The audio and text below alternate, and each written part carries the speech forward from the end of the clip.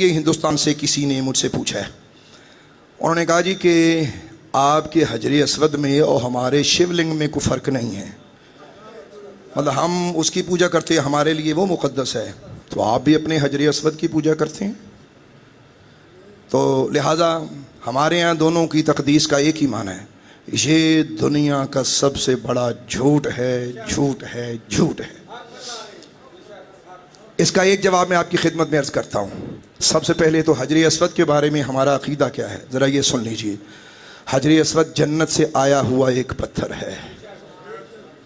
हजर अस्वद जन्नत से आया हुआ, और हम किसी पत्थर की इबादत, किसी पत्थर की पूजा, हम तो इधर भी रुख इसलिए करते हैं कि मोहम्मद अरबी ने इधर रुख किया।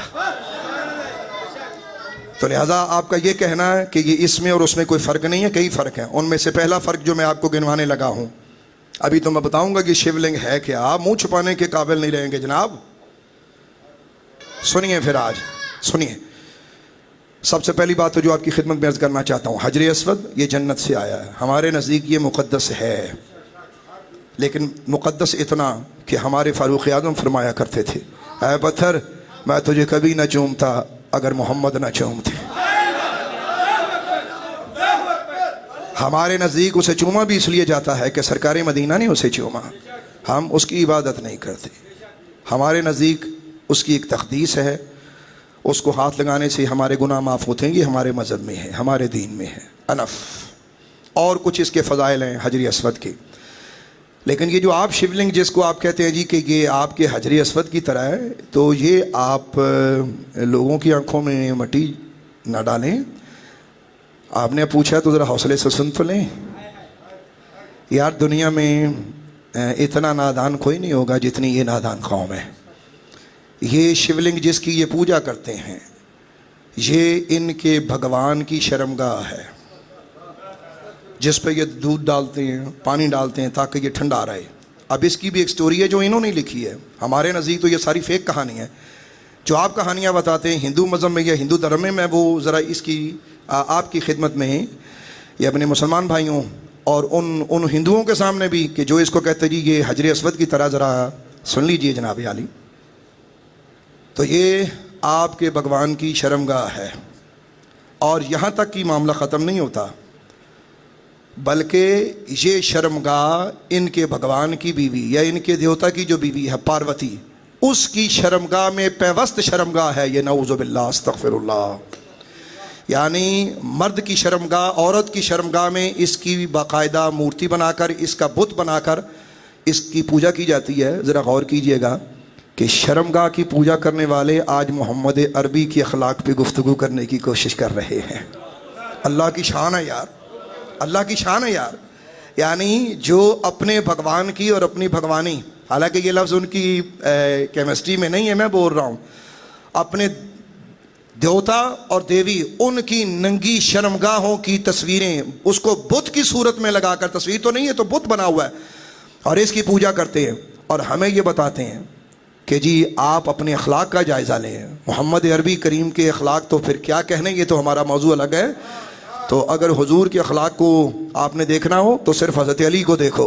हज़रत अली घोड़े पर बैठे हैं और दुश्मन आपके सामने भाग रहा है, हज़रत अली घोड़े पर उसका पीछा कर रहे हैं, और पीछा करते करते उसने अचानक अपने कपड़े उतार दिए।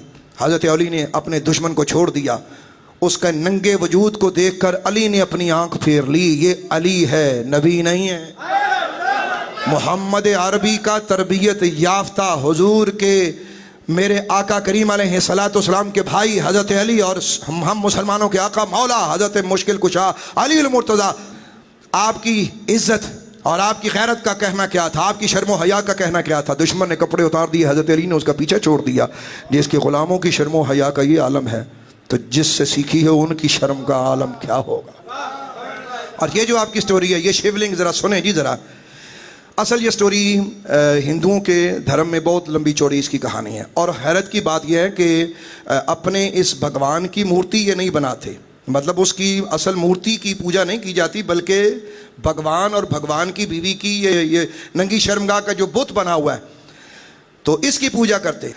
जो हिंदुओं के नज़दीक इसकी कहानी वो ये है कि ये जो पार्वती थी, इनके नज़दीक तो इनके कई जन्म हैं। हिंदुओं के मज़हब में बंदा बार बार जन्म लेता है, बार बार पैदा होता है, बार बार। हमारे यहाँ एक ही जन्म है, कोई जन्म नहीं है। अल्लाह ने एक ज़िंदगी दी है, यही हमने अपने अल्लाह पे और रसूल खुदा पे कुर्बान करनी है। बस एक बार आए हैं, दोबारा कोई नहीं आते, कोई दोबारा जन्म शन्म नहीं होता। ये सब झूठ और फ्रॉड है। तो हुआ ये कि इनके इस देवता को ये पार्वती के फादर ने एक्सेप्ट नहीं किया, अपनी उस कुर्बानी की मजलिस में नहीं बुलाया इनके इस देवता को, ये शिव जी को। तो जब उसको नहीं बुलाया तो पार्वती ने इस गम में खुदकुशी की और जल के राख हो गई। तो शिव को जब पता चला तो उसने पार्वती की उस बॉडी को उठाया और लिए लिए उसे फिरता रहा, जंगलों में घूमता रहा और रोता पीटता रहा। आगे क्या हुआ ये एक डिटेल है। और कहते हैं कि फिर इससे बड़े भगवान ने पार्वती के जिस्म पर कुछ मारा, उसके 50 टुकड़े हुए और वो कहीं कहीं गिर गए इस दुनिया में। और एक जगह तो ऐसी है कि जहाँ बाकायदा पार्वती की शर्मगाह की पूजा की जाती है। इन लोगों का अखलाक ज़रा चेक करें, हिंदुओं का अखलाकी इक़दार ज़रा चेक हो ज़रा, जो हमें समझाना चाहते हैं कि आपके पैगंबर का अखलाक क्या है जी, कि 9 साल की लड़की से शादी हो रही है। ये अलग तकरीर है, ये मेरा मौजू नहीं है, लेकिन मैं आपके अखलाक की ज़रा खबर लेना चाहता हूँ। अपने भगवान की नंगी शर्मगाहों की पूजा करने वालों, अपना अंजाम ज़रा सुनो। तो अब जहाँ शर्मगाह गिरी तो वहाँ आज शर्मगाह की बाकायदा पूजा की जाती है, यानी वो एक अलग मंदिर बना हुआ है जो पार्वती की शर्मगाह की पूजा वहाँ की जाती है। अब पार्वती की शर्मगाह की पूजा करने वाले हमें हमारा अखलाक सिखाते, वो भी अखलाक पैगंबर के अखलाक पे गुफ्तगू। अल्लाह की शान है, देखें जी। अच्छा सुने, किताबों में लिखा हुआ है, इन्हीं की किताबों में और इन्हीं की स्टोरियाँ जो वो मैं आपकी खिदमत पे पेश करता हूँ। ये कहते हैं कि जब पार्वती मर गई तो इनका जो वो देवता था वो मारा मारा फिरता था, जंगलों में फिरता था। और जब वो जंगलों में फिरा तो चूँकि वो ताकतवर बहुत था बकौल इनके, उसकी बॉडी बड़ी खूबसूरत थी, तो वो जंगल में गुजरता हुआ तो वहाँ उसका ऋषि और मुनि लोगों के बीच में उसका गुजर हुआ। तो ये भी इसी कैटेगरी के लोग थे। तो जब ये इनका भगवान वहाँ से गुजरा, ये शिव, तो चूँकि इसकी बॉडी बड़ी खूबसूरत थी, इसका जिस्म बड़ा खूबसूरत था, तो वो उनकी बीवियाँ सारी इसके पीछे लग गईं, शिव के पीछे। अब शिव आगे आगे, उनकी बीवियाँ इसके पीछे पीछे। उनको बड़ी तकलीफ हुई जब वो वापस हुए, उन्होंने देखा जी कि ये शिव के पीछे सारी हमारी बीवियाँ लग गई हैं, ये तो बड़ा काम ख़राब हुआ है। उन्होंने शिव को आगे बुरा भला कहना शुरू कर दिया, कहने लगे कि तेरा सरा सत्यानाश हो। जो उन्होंने अल्फाज बोले तो वो अल्फाज बड़े सख्त हैं, वो शदीद किस्म के अल्फाज हैं, यानी लान तान किया उन्होंने शिव को और बद्दुआ दी। उनके नज़दीक शराब होता जी, शराब दिया जी, इसे बद्दुआ दे दी। बद्दुआ क्या दी कि तेरी शर्मगाह तेरे जिस्म से जुदा हो जाए। ले जी, उनको बद्दुआ मिली शिव जी को, बकौल इनके। शिव को जब बद्दुआ मिली, वो ऋषि मुनियों ने जब उसको बद्दुआ दी तो इसकी शर्मगाह कट कर गिर गई। और गिरी कहाँ? तो ये कहते हैं पाताल में, जिसको हमारे नज़दीक दोज़ख कहा जाता है। कहते जी पाताल में गिरी शर्मगाह। अब उसका जो अज़्व तनासल था वो जहन्नम में गिरा, बकौल इनके पाताल में गिरा। और जब पाताल में गिरा तो 3 लोग जो थे, 3 लोग, ये 3 लोग जिसको कहते हैं, ये पृथ्वी, पाताल और स्वर्ग, ये इनकी बोली है कि वहाँ जो है वो हाहाकार मच गई और हर तरफ जो है वो मुश्किल पड़ गई कि जी क्या हो गया, यानी तारे टूट कर गिरने लगे, पहाड़ जो थे वो लर्जने लग गए। अब वो सारे बड़े परेशान कि ये तो बड़ा मामला ख़राब हुआ है। और इनके शिव जी थे वो यूँ फिर रहे थे दीवानों की तरह जी, पागलों की तरह। अब उनकी शर्मगाह भी कर चुकी थी। उन्होंने उससे बड़े भगवान से रब्ता कायम किया कि ये तो बड़ा काम ख़राब हुआ, हमारी बद्दुआ ने उल्टा असर डाला है, तो कायनात का निज़ाम तबाह हो जाएगा, तुम कुछ करो। कहते हैं कि इनसे बड़ा भगवान वो आया, विष्णु भगवान, वो आया इनके साथ मिलकर। उसने आके फिर शिव को समझाया कि हाथ हौला रख, ज़रा आप ज़रा अपने गुस्से को कंट्रोल करें। तो हम ऐसा करते हैं, आपकी शर्मगाह की हम पूजा करेंगे, लेकिन आप अपनी शर्मगाह अपने वजूद के साथ लगा लें, ये जो कट के गिरी आप इसको लगा लें। तो शिव ने कहा कि मैं ये शर्मगाह जो है अपने जिस्म के साथ मैंने लगा के क्या करनी है, मेरी कौन सा बीवी है, वो तो मर गई है। फिर उनमें से किसी ने कहा कि नहीं, उसका एक दोबारा जन्म हुआ है, पुनर्जन्म, वो दोबारा हुआ है, तो वो तुम्हारी बीवी बनेगी। उसने कहा अच्छा चलो देखता हूँ। कहते हैं कि शिव इस पर राज़ी हुआ। अब शिव की शर्मगाह की पूजा के लिए उस ज़माने में 1 करोड़ ये लिंक बनाए गए, नऊज़ुबिल्लाह अस्तग़फिरुल्लाह। जो शर्मगाह है उसकी शक्ल इख्तियार की गई, 1 करोड़ लिंक बनाए गए और तूल अर्ज़ में फैलाए गए, जिसकी आज ये पूजा करते हैं। अच्छा, कहते हैं जब ये वक्त गुजरा, ये थोड़ा सा वक्त गुजरा, अब तो ये एक अकेला पत्थर था अभी, यानी कि वो शर्मगाह जो थी वो कहते हैं कि उसकी पूजा करनी शुरू हो गई। अब पार्वती का कहते जन्म हुआ। अब ये शर्मनाक, मुझे तो ये बयान करते हुए भी शर्म आ रही है। ज़रा इन लोगों के अखलाक का आप जायज़ा लें जो हमें रसूल खुदा के करीमाना अखलाक पे गुफ्तगू करने की आज बेचारों की हिम्मत और जुर्रत है। अपने घर में ज़रा देखें कि आप करते क्या हैं। तो कहते हैं कि पार्वती को जब ये पता चला दोबारा कि ऐसा ऐसा हुआ है, जब दोबारा उसका जन्म हुआ तो पार्वती ने वो शिवलिंग अपनी शर्मगाह पर रखी। अब अंदाज़ा करें आप। तो उसके बाद वो शर्मगाह इसमें पेवस्त हो गई।